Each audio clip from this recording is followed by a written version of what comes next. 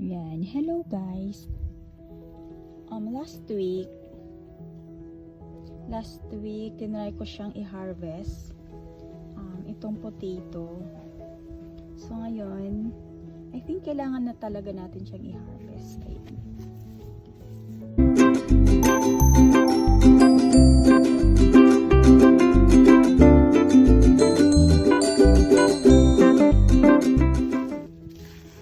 Yun yung ano niya. Pero maliliit talaga yung mga ano niya. Maliliit yung mga, ano bang tawag dito? Look. Diba? Maliliit talaga siya. Maybe siguro dahil sa liit din ng space ng ano ng pot. Ayun siya. So last week, tinry ko siyang i-harvest pero sobrang maliliit pa talaga. So ngayon, i-harvest na natin. Ito muna, itong isang pot na to. And then yung iba, maybe second week of December. Second or third week of December na lang kasi late ko siyang naitanim. So ayan, bunutin lang natin. Oh my god, matigas.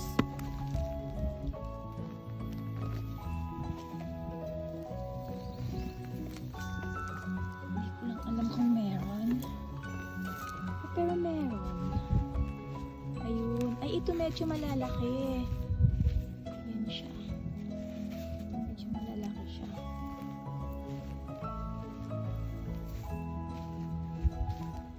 Ito pa. Ay, ito malaki. Medyo malaki. Pero yun. Yan. Wala na. Dalawa lang.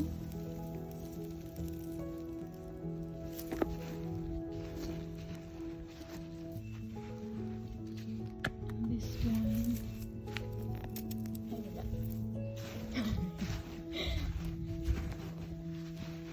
Ay, wala. Yun lang.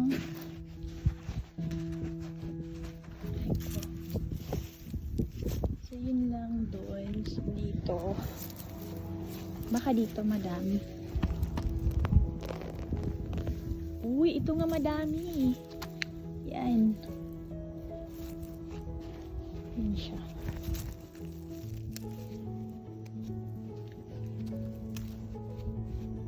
Or, maybe kulang pa siya ng second week of December pa ba dapat? Pero may malaki na. Oh, ito malaki.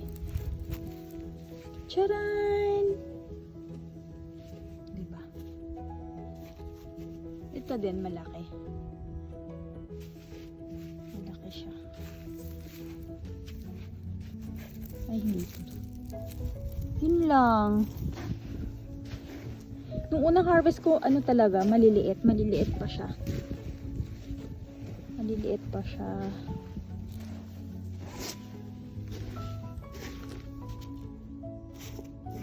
So, ito na siya. Yan yung na-harvest ko today. Ito malalaki. Itong dalawa, tas ito. Diba?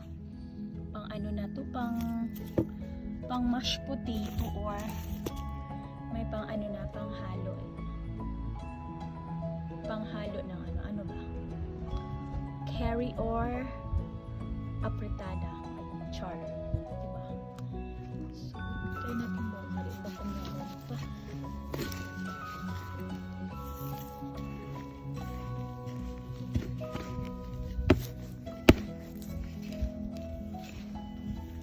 Wala na talaga. Yun lang yung naibigay niya sa akin.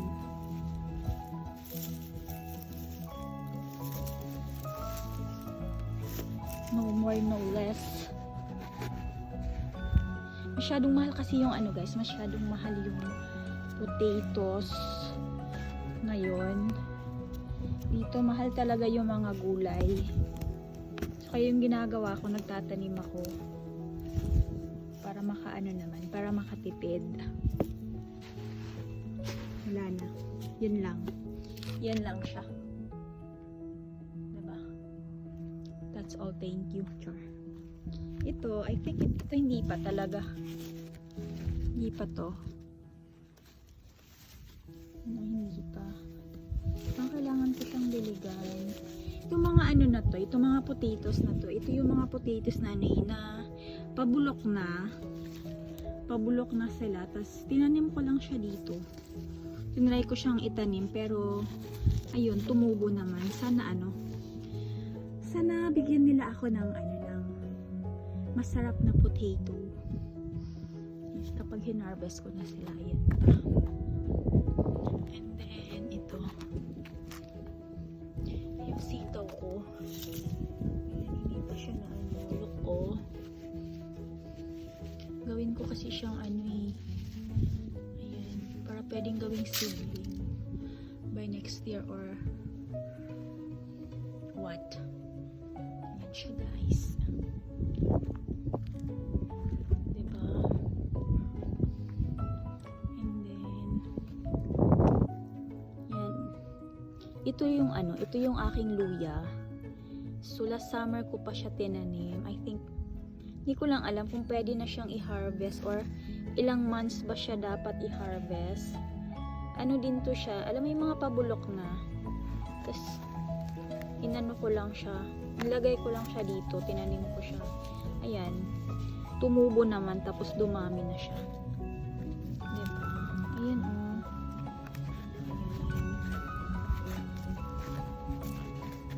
Parang nag-dry na yung lupa. Kailangan ko yatang lagyan ng tubig. Then yung mga talong ko, wala na siya. Kasi na kasi dito. Winter na. So, ayan yung talong. Hanggang ngayon, pa din. Buhay pa siya. Survive pa. And then, ito yung aking ang tawag dito, lemongrass. So, dyan ko siya tinanim. Pero ito lang siya. Actually, madami akong tanim na lemongrass, pero sa lupa. Ayan siya, diba? Ang taba. Masyado siyang mataba. Parang, ayan. Parang kumunti na yung niya, yung kanyang lupa. Parang, I think I need to put, some more lupa. Ayun, charot. Yan muna for today, guys. Thank you so much for watching. And balik tayo dun sa aking potato. So, ito yung na-harvest ko na potato. 2, 4, 6, 6 actually may nauna na ako na-harvest, pero today ito lang siya. Yan lang siya, diba? So, thank you so much for watching. God bless everyone.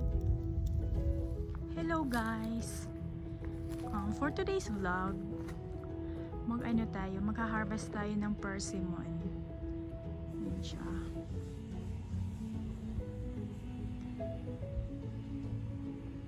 Persimmon po siya.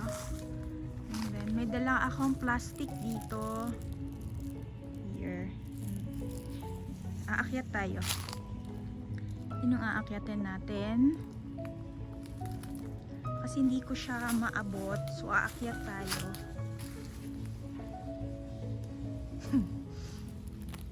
Wait. Hala. Okay.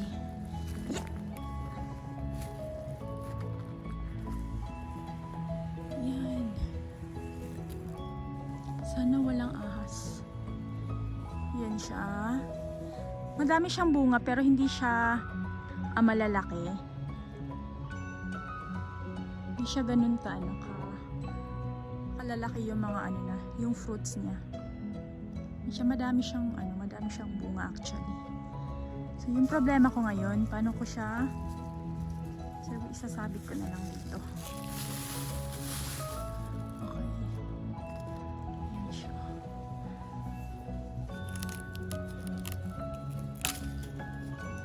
Yan siya, guys.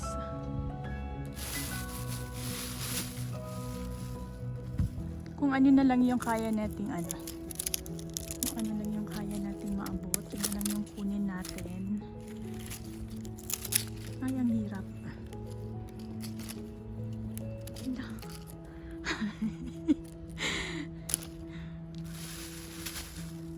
Gusto ko yung kanang sinaw ba sa Bisaya pa, kanang sinaw nga bunga kay lami siya. Kanang sinaw.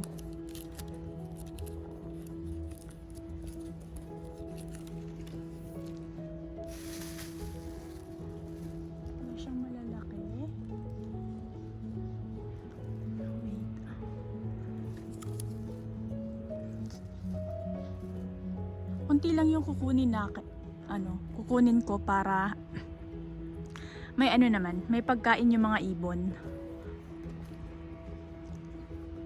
Hirapan ako mag-harvest. Pero yung iba, sira na. Yan o. Sira na yan siya. Yan din siya, sira na. Ano nakikita, no? Kalisod mag-harvest, day!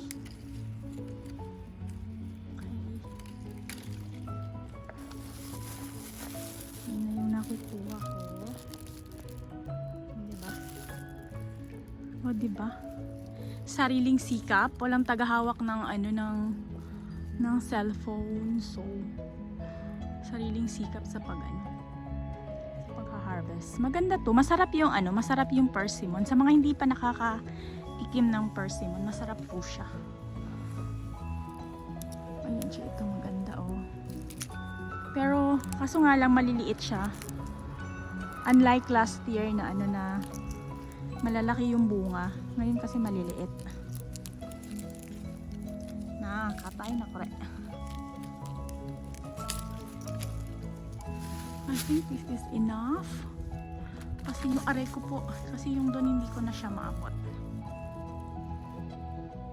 Hindi ko na siya maabot.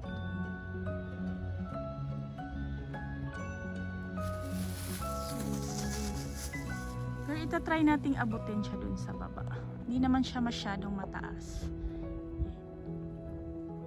Ang tawag sa sa persimmon na to is fuyugaki.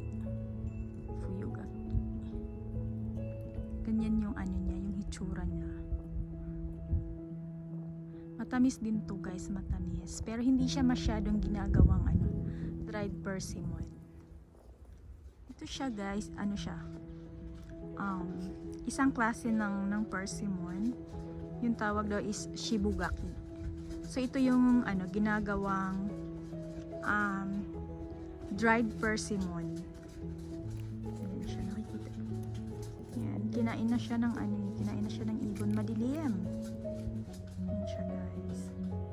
Yan yung kulay niya, napaka orange. So pinapatuyo. So kapag matuyo na siya, sobrang tamis, nagiging matamis na siya. Isang klase ng persimmon. Kunti lang yung bunga dito. Yun, may isa pa. Nagawa siyang dried persimmon, parang dried mango. Ito siya. Well, thank you for watching everyone.